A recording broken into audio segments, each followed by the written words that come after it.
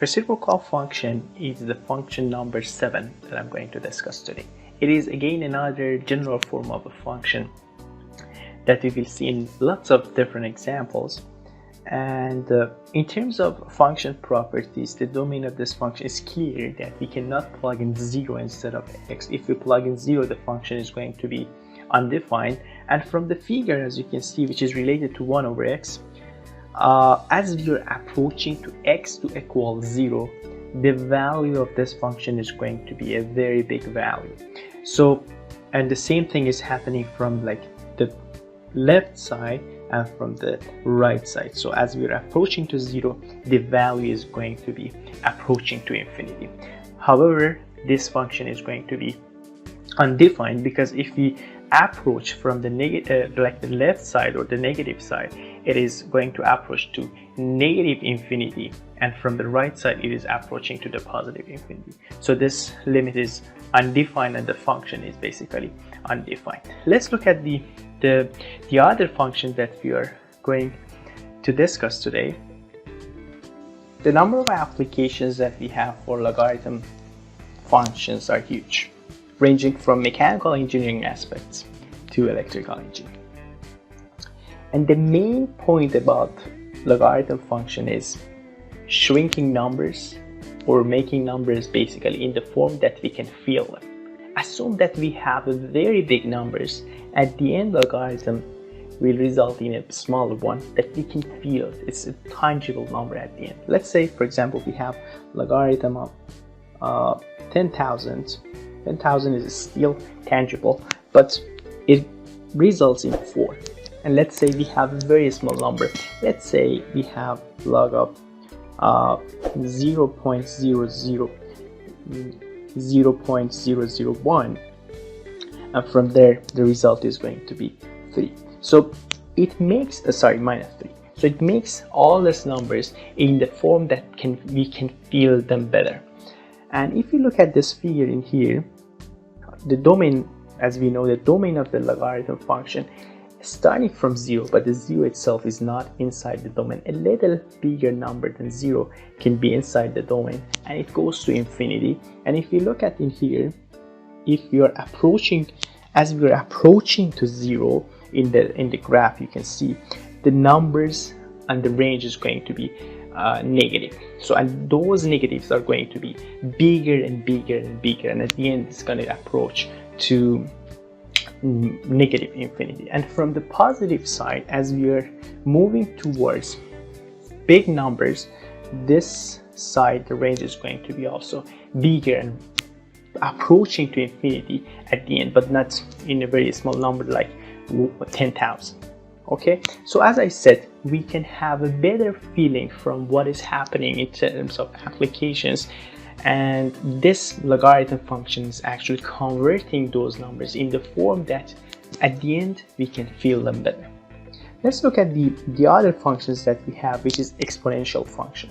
Exponential functions again has huge number of applications, and the applications especially is in like the epidemic diseases and many other things related to the economics. And the function is represented by exp of x, and again we can put any numbers inside it. It's going to be exp of 0, exp of minus 1, exponential function of minus, let's say 10,000, 1 million, 1 billion. Any number can go inside it, and the function, as you can see, can be between any numbers at the end. So, and the range, as this graph shows it here, is going to be started from 0, almost 0, to positive infinity. So any number you plug in here, at the end it will result in a positive number, because let's say exponential function of minus 10 is basically equals to 1 over e to the power of 10, and whatever is e to the power of 10, it's, let's say e is approximately 2.7 to the power of 10, is going to be a huge number, and 1 over a huge number is going to approach to 0. Yeah, so the range is actually a little bit after 0 to the positive infinity. The other definition that we have is the sine function, actually the other function. And this is going to be the other function that I'm going to focus on it. The sine function has lots of applications, and you will see it in different courses.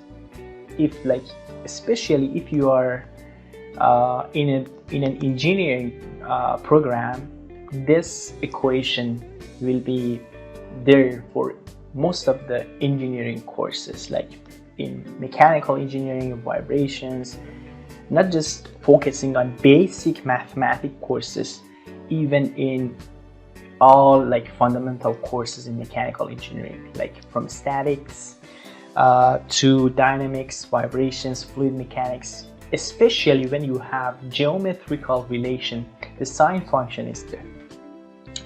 And as this graph shows, the sine function is always between a peak value, which is 1, and a minimum value, which is -1. And this describes the range of this function. So sine x has the range of 1 to -1. And actually, whatever you plug in inside this function, this function will generate a number between -1 to 1.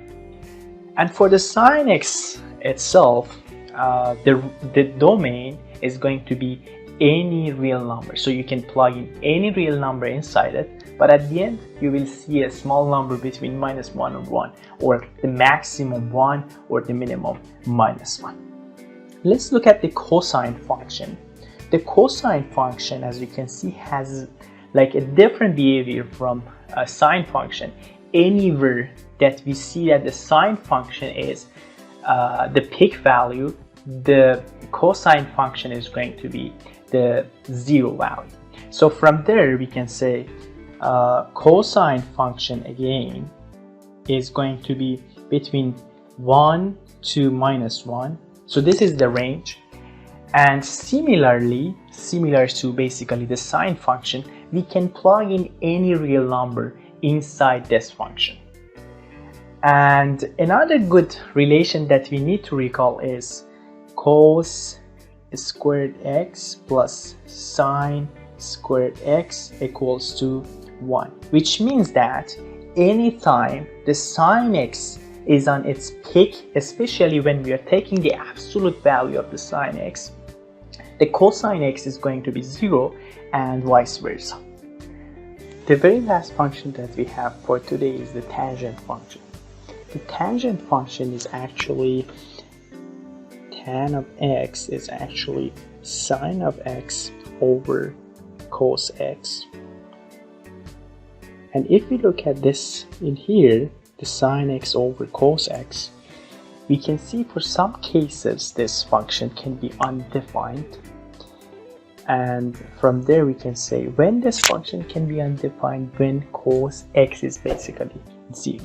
So cos x, if cos x is 0, it means that x is actually k pi over 2 positive negative, and it can be k can be any number from any integer number from 1 to infinity. And this is actually the domain of the function, so we can have any number instead of x rather than x positive negative k pi over 2. And the range of this function, again, it's going to be from negative infinity to positive infinity. If you look at this graph in here, we cannot plug in minus pi over 2 and positive pi over 2 instead of x. And as we can see, as we are approaching to minus pi over 2, the function, the tan x, is going to be a very big number.